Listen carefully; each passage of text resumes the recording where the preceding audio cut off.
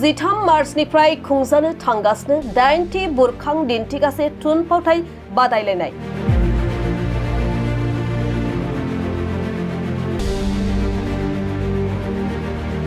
M अख्रां बर'नि दैदेननाय अख्रां दास्काइनि बानजायनायाव बे खेबाव मेहेरगोनाङै खुंफुंजागोन 8थि बुरखां दिन्थिगासे थुनफावथाय बादायलायनाय।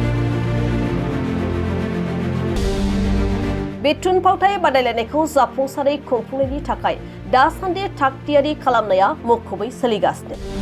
बर'नि थुनफावथाय मुलुगखौ फोथांना लाखिनाय, बर' हारिमुखौ जौगासारहोनाय आरो लाइमोन सेंग्रा सिख्लाफोरखौ थुनफावथाय दिन्थिनाय बिथिङाव थुलुंगा होनायजों महरगिरि सोरजिनाय लोगोसे जौसां जगायनानै होनायनि थांखिजों सिगां बोसोरफोराव खुंबोनाय बायदिनो देग्लायबो एम अख्रां बर'नि दैदेननाय अख्रां दास्काइनि बानजायनायाव आइ आफा हटेल एन्ड रेजर्टनि हेफाजाबजों 8थि बुरखां दिन्थिगासे थुनफावथाय बादायलायनाया 13निफ्राय 15 मार्चसिम तामुलपुरनि बांगुरि सोरजिनि फुंखा फोथाराव मेहेरगोनाङै खुंजागोन। देग्लायनि बे थुनफावथाय बादायलायनायनि आयदाया जागोन बर' आइजो न'आव, बर' आइजो बायजोआव।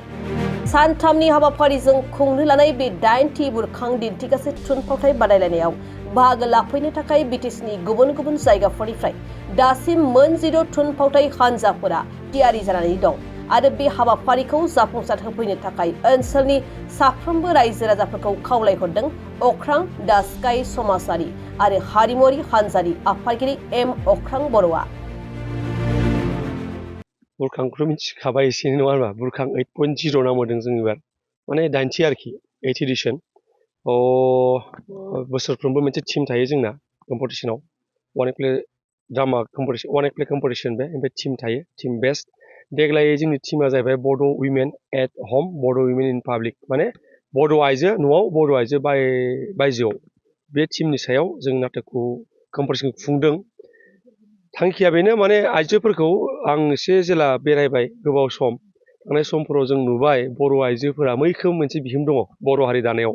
बड'लेण्ड मुभमेन्टनिफ्राय गायदे हेलिना मोनखौ लानानै बिनि उनावबो बेसेबांबा रोजा रोजा बर' आइजोफोरा, सानथ्र'हायै बर' आइजोफोरा सेक्रिफाइस खालामनांदों, गावसोरनि सम खस्थ' दुखु जारला सैज खालामदों। नाथाय आं मा फिल खालामो, बिथांमोना बे मोननांगौ मोनसे माबाखौ, जायगाखौ जोंनि समाजाव मोनाखै नामा, स्पेसियेलि पलिटिकेलि आरो दै। बेखायनो जोङो सानदों मा एसे सावरायथों मानसिफोरा, बे जोंनि सोरजिनि फुंखा बे जायगाखौ जों जि नाम होदों आरो बुरखांनि जा बे जौसां, बेनिफ्रायनो जाखाबाय थायो माबाया सावरायनाया, बेनिफ्राय एसे सावरायनाय जाबावथों होननानै जोङो बे टीमखौ लादों आरो। बे बोसोराव नोंथाङा माबायदि आसा फारिदोंबा बबे जायगानिफ्राय जे नोंथांनि नैबे टीमफोरा देग्लाय टटेल 16 अलरेडि जोंना माबा जाबाय, रेजिस्टार जाबाय। स' जों आसा खालामदों मोनफ्रोम टीमा फैजोबगोन होननानै। बे गसाइगावनिफ्राय उदालगुरिसिम देग्लाय रेजिस्टार खालामदों आरो। स' हपफुलि बयबो फैगोन। साननैनि हाबाफारि जागोन माबाया, ड्रामाया सानथाम टटेल 13, 14, 15। जों देग्लाय दस्रा एक्टिभिटिबो सोलांदों आरो बेहाय, माने नाटकनि अनगायैबो दा जेरै जोङो नाटकखौ लकेलाव खालामग्रा बारा गैया, नाथाय लकेल मानसिखौ जों माबोरै इनभल्भ खालामनो, बेखायनो जों दा बिदिनो नर्मेलि जेखौ खालामो गथ'फोरनि उन्दैफोरनि थाखाय बायदि मैया खेला होदों। ओमफ्राय जों डान्स कम्पिटिशन मोनसे लाखिदों एबार, अपेन डान्स कम्पिटिशन। मेथाइयाल'सो बर' जानांगौ, मोसानायाव बयबो वेलकाम, सोरबा बांगाल, माबा गरखा, बेंगलि, एसामिस, राजबंसि, जायखिजाया सरनिया, बयबो वेलकाम। नाथाय मेथाइया बर' जानांगोन। बे 13आव, बे 14आव जोंना ड्रामाया थाबाय। बेजों लोगोसे जोङो माबा लादों, मा होनो बेखौ, ड्रयिं कम्पिटिशन होफादों जोङो बेजों लोगोसे। आरो आं दिनै फोरमायनो मोननानै माने आं गोजोननाय ना मा होनो बेखौ मिथिया, गपाल स्वर्गियारि, नोंथांमोना मिथिखागोनदां, बेहायनो फैयोमोन बेबो, आंनि माने जों माबालाया, बिराद खास लोगो आंजों। स' बिनि गोसोखांथियाव जोङो मोनसे फट'ग्राफि कम्पिटिशन होदों। बे फट'ग्राफिखौ खालामोमोनथ'। बे टीमा बर' उइमेन आरोखि, बे सेम टीम, बर' आइजो बहाबा दुखु जारलाजों जेखि नुवा नोंथांमोनाबो बाहागो लानो हायो। फट'खौ खेबना जों दैथायहरनांगौ आरो बेनि सायावबो कम्पिटिशन जागोन आरोखि, फट'ग्राफि कम्पिटिशन। जितु बान्था महरै मा बान्थाया एज इउजुवेल देग्लाय टटेल 12 बान्था जों मोननै माबाबावदों, जे स्पेसियेल जुरिया जाजफोरा मोनसे होगोन स्पेसियेलि आरोखि। ओमफ्राय बिनि उनाव अडियन्स चइस, बिनि अनगायै मोनथाम ग्रुप माबाया दंखायो, best, second best, third best. ओमफ्राय best actor, male female, best माने मेकआप आरो माबा कस्टिउम, बेस्ट आर्ट, बेबायदि आं माबाखौ नोंथांमोननि लिस्टखौ होगोन दाहाय। थ' टटेल देग्लाय 12।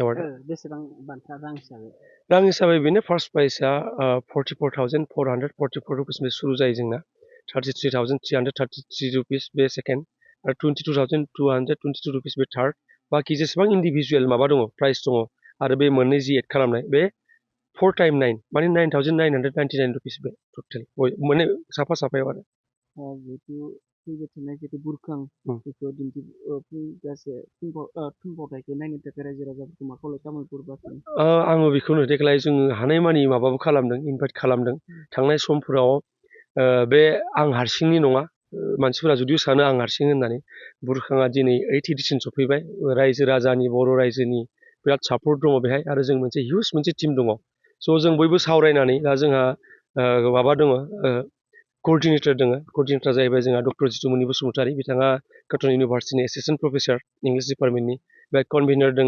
प्रियाजिता बसुमतारी बिथाङा बिजनेसनि ससियेल एन्टारप्रेनार ओमफ्राय माबा दङ आरो सासे कनभेनर दंबावो जोंहा जिनिया बसुमतारी बिथाङाबो ससियेल माबा एन्टारप्रेनार स' जों बयबो सावरायनानै बेखौनो जेसेबां हायो तामुलपुरल' नङा जों आलासिबो लिंदों दाब दाब जायगानि आइजोजों जेसेबां स्पेसियेलि आइजोफोर आरो दै जों बेखौ माने मोनसे हाबबादि खालामदों देग्लाय आइजोफोरनि बाथ्राफ्रा डिसकासन जाथों बेबायदि होननानै स' तामुलपुरनि बयखौबो आङो खाथि खालानि स्पेसियेलि बिथांमोनखौ आं खावलायदों फै बेहाय नुजाफै नाटक नायफै सावरायनायाव बाहागो लाफै जों बिनिफ्रायनो माबा मोनसे मोजां पजिटिभ दाजाबथियारि माबाफोर माबा मेसेज लांनो हायो नामा जों बेखौ नाजादों नोंथांमोना मिथिखादों जोंहा देग्लाय जों खुंदों अख्रां दा स्काइ जा अर्गेनाइजेसन जों खुंदों नाथाय देग्लाय जोंजों अफिसियेल पार्टनार मोनसे दङ अफिसियेल पार्टनारा जाहैबाय आइ आफा हटेल्स एन्ड रिजर्ट्स बिथांमोना क'क्राझाराव दङ आइ आफा मेडिकेलबो दङ बिथांमोना आइ आफा मेडिकेल हस्पिटाल ओमफ्राय बिथांमोना दा हटेल एन्ड रिजर्ट्स बिथांमोननिनो मोनसे ब्रान्च बिथांमोना अफिसियेलि पार्टनार जादों आरो बिथांमोना जोंखौ माने बे स्पन्सर खालामदों आरोखि जेसेबां हायो बिथांमोना मोनसे मैखोम रल दङ आरो बेयाव देग्लायनि माबाखौ साक्सेसफुल खालामनो थांगासिनो दङ नालाय जोङो बेहाय बिथांमोना मैखोम रल दङ स' बिथांमोननिसिमबो साबायखर बावबाय जोंजों अफिसियेलि पार्टनार जानायखाय